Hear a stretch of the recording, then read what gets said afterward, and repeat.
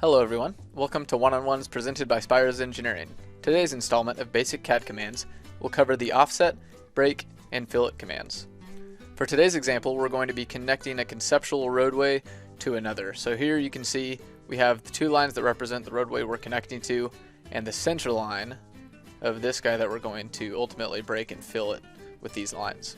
So the offset command allows us to displace an object or line of our choosing a specific distance. For this example, we'll choose 12.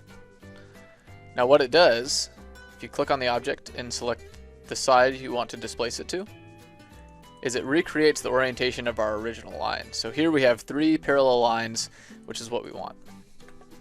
The break command allows us to break any line or object from point A to point B. So we're going to break between these two lines, point A, point B.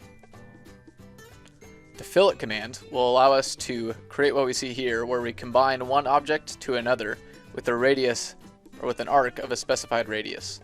So we're going to go up to fillet, specify our radius, which for this example we'll choose 5, and select the two lines we want to fillet, line A with line B.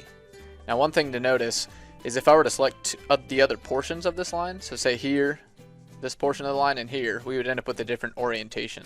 So whichever two lines you want to remain, you need to select line A and line B. And there you go.